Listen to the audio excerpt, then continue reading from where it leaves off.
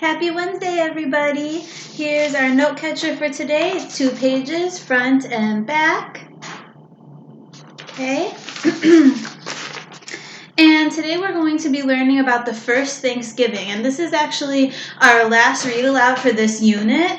After this, we'll be learning a little bit more about what the Pilgrims did once they started forming their little colonies and towns. And our next unit is called Colonial Towns. Okay, so this is the last one for this unit, and let's get started with a review. So remember that the Pilgrims landed at Plymouth Rock, and they were working hard to build a new colony. Okay, and the title of today's read aloud, like I said, is Thanksgiving. Today you're going to hear a story about what many people consider to be the first Thanksgiving in America. Listen carefully to find out who celebrated the first Thanksgiving and why we still celebrate Thanksgiving in America today. Okay, here we go. The Wampanoag tribe had lived in the area for a very long time, and they shared their wisdom or knowledge and experience with the Pilgrims. We live on the coast, or by the water, most of the year, they told them, but we move inland each autumn to get away from the cold winter winds that roar from the open sea. So the Wampanoag didn't live in the same home all year. They moved when the weather changed. And kindergarten, when I read this, it reminded me of when we were learning about the Lakota Sioux tribe. Remember how they would pack up their teepees and follow the buffalo so that they would have food to eat, and they would use the buffalo skin to make their clothes? That's what this reminded me of. But this tribe would move their homes so that they could get away from the cold. Okay, and because their homes were made of fur and hide stretched over wooden tent poles, they simply left one set of poles in place inland and a second set in place near the ocean, and they took the hide coverings back and forth between their two homes. Okay, so you can see in this picture that it looks like they're taking down their home so they can pack it up and move it to a new place. So your first question right here, it says, why did the Wampanoag move their homes? You could say they moved because. Pause the video if you want. All right. In autumn, the Wampanoag told the Pilgrims, "We fish in the rivers for freshwater fish. We hunt in the forest and fields for deer, turkey, beaver, otter, and moose. These gave us fresh meat, and we also store or put away some of it to eat during the cold, snowy winter. Fresh food is much harder to find then." Okay, now that reminded me of another story that you heard. It's a fictional, pretend, made-up story about a character who doesn't want to work during the winter. See if you remember what story that was. Say it out loud or to someone in your family. There was little time for the Pilgrims to hunt and fish now, and they worried that they may not have enough food for the winter. But the Wampanoag gladly shared their meat from their hunts and fish from the sea, as well as dried fruit and nuts. Without the help of Squanto and Massasoit, the Pilgrims may never have survived that first hard winter in the New World. Okay, so let's go to our next question. Right here, it says, how did the Pilgrims survive their first winter in the New World? You could say they survived because.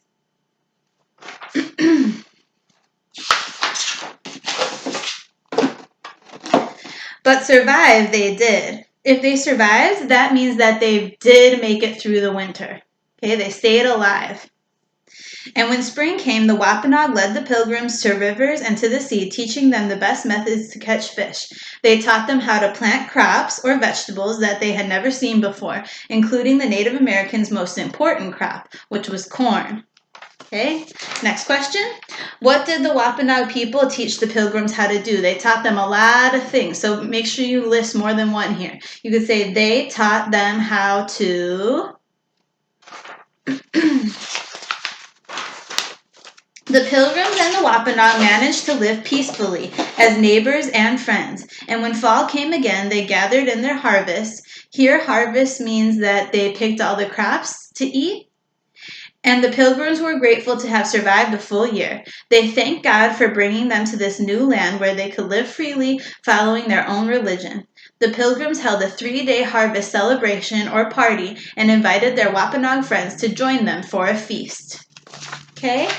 Last question here. It says, what did the pilgrims decide to do to celebrate their first full year in the New World? What did the Pilgrims and the Native Americans do to celebrate their first full year in the New World? Okay. You could say they decided to, or they. The story of the members of the Wampanoag tribe gathered around the Pilgrims' table feasting together that fall day in 1621 is told over and over again in America. So it's kind of like the story of Plymouth Rock. You might remember that legend. It's a story that's told over and over again. We are not sure of the details. We do know that the Native Americans had celebrated a harvest festival for hundreds of years before the Europeans arrived. This was probably the first time the Europeans and Native Americans celebrated together.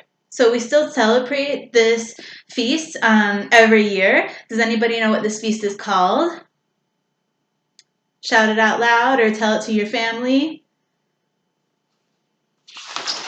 Okay.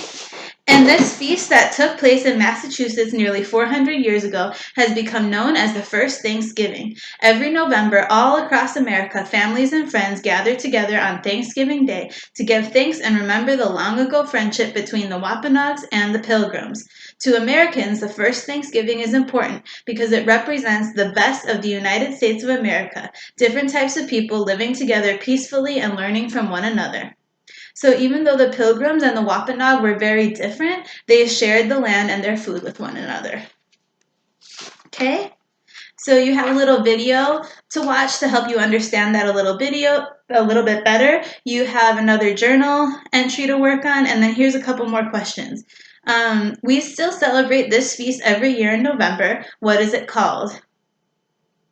I know we kind of talked about it, but just to really help you keep it in your memory, what is this feast that we celebrate every year called? Okay, and then how about this? Turkey and corn are both traditional foods to have on Thanksgiving Day. Why do you think that is? Why do you think for most people in their homes on Thanksgiving, they might have turkey or corn? Okay, and last one. If you were a member of the Wampanoag tribe, how would you have felt about the pilgrims coming to settle on your land? That's the journal prompt. And what would you say to the pilgrims? Okay, hopefully you enjoyed learning a little bit about Columbus and the first Thanksgiving and the pilgrims. Parents, I hope you feel like your kids learned a lot. Let me know if there's anything that they are confused about that I might need to go back and teach a little bit more about. Thank you. Bye, guys.